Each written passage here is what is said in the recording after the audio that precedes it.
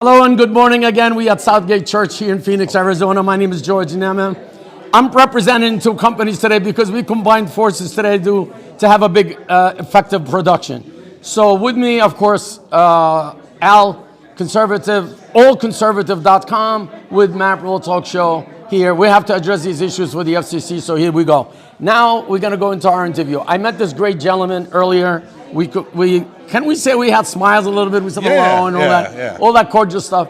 And since we at church, obviously we had to be cool. You know what I mean? So we didn't talk too loud. Love your neighbor. Love your neighbor, but I wasn't too loud. No, you're good. You didn't notice I was tiptoeing? No, you're good. I thought it was like I'm gonna get hit on the head. Like I kept quiet.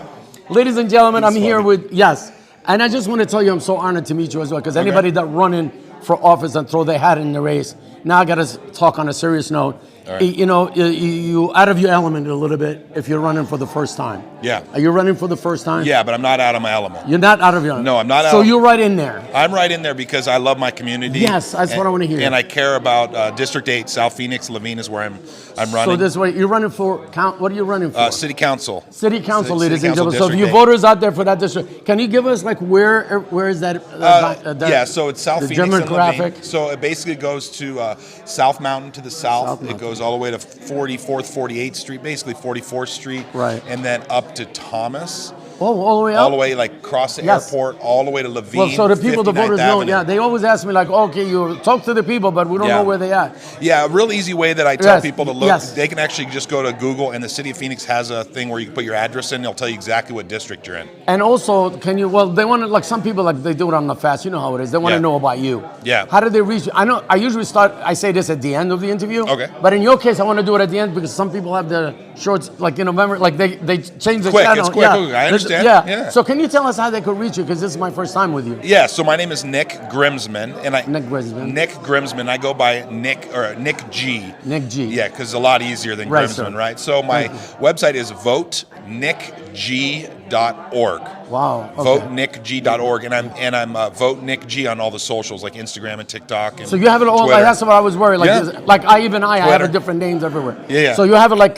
consistency. It's VoteNickG for my political stuff. By trade, I'm actually a Christian minister. Shouldn't say by trade, but that's what I do. Oh my God! Been so I'm talking. No wonder why you're so nice to me over here today. It's a fruit of the Spirit. Yeah, love, joy, no, peace. you really are. I mean, I seen it through you. And maybe this is not part of the interview, but I don't care. Let's talk about policies now. Like we spoke a little bit.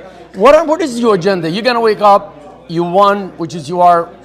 And what is next for us? Okay, next for me is first to probably sit down with the city manager and the budget office and figure out where all the money's going. Right. So I can kind of figure out, because I'm a big I have an administration background. So for me, I'd like to figure out exactly what all the budgeting stuff, like down to the penny of everything, how to figure all that out, what programs we're doing, and then see what's fruitful maybe through the years, what's not fruitful, and then talk with different the program leaders and things. And see, just try to get my feet wet and figure out what's going on. I believe in having a small overhead and having fruitful programs. So you're running as a GOP or as a Democrat? Like, what are you running? I'm an independent thinker. You're an independent thinker. I'm an independent thinker, but I am conservative. Well, I want people to know this because most pastors are conservative because that's where the whole thing starts. Yeah. I'm not saying there's a lot of Democrats, ladies and gentlemen, that are conservatives because I met them through my neighborhood, my friends.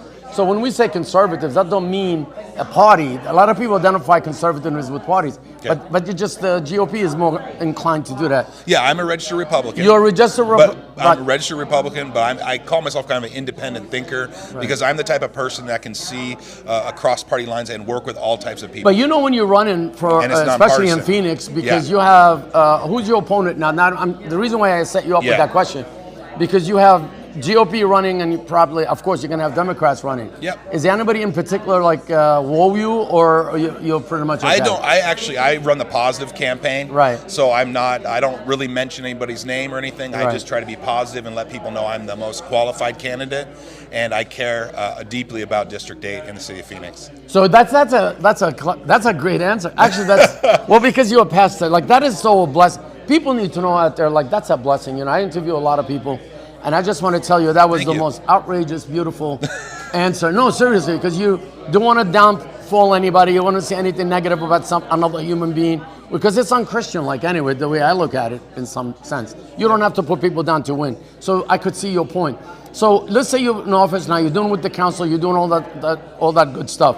Yes, is sir. that going to interrupt your daily life, like your ministry or your job, or you're going to continue doing both? I can continue doing both. It's I currently my Christian ministry is we have prayer. We do a lot of prayer. Right. I'm an evangelist, so I do travel sometimes. Well, that's why I asked you. I want the voters to know. Yeah, so I do travel sometimes. I people just talk got to them back. now, I just got back from a trip overseas, and I was in Africa a couple years ago, and then I started some churches in Pakistan. Wow. I've been to 26 countries actually, and You really went to Pakistan? Yeah, I started churches up in remote okay. villages where people didn't even know how to read. It was beautiful. That's really far. It's really beautiful. But I am somebody that's not like an extreme person. I believe in working with all people, and I don't slam people for different religions or their beliefs. I really, I could tell. as somebody that is going to represent a district like District 8, I have to be someone that hears all people. Doesn't matter what religion they are, what sex, what race, anything like that. I have to be the person that is going to listen to all constituents and then come up with the best answers for everyone in the district. Well, your interview is going to end just on this alone, because anybody needs to digest what he just said, ladies and gentlemen. As you know, this is what the bringing in all this from around the world experience with you, sir, to bring it into District 8.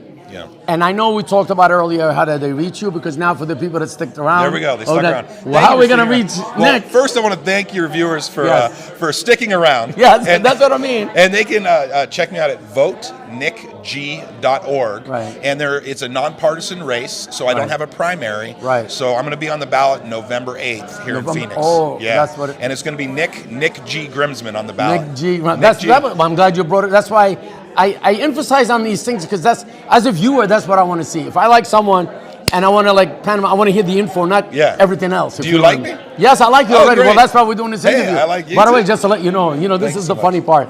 I knew I had a feeling I'm going to talk to this guy, but I didn't know how and where, because I did not know he was running. So let's be honest. This is, of course, Matt Real Talk Show with your George Nemeh. But here's the question. Today we combined forces with allconservative.com. We helped each other out to set up this beautiful production today.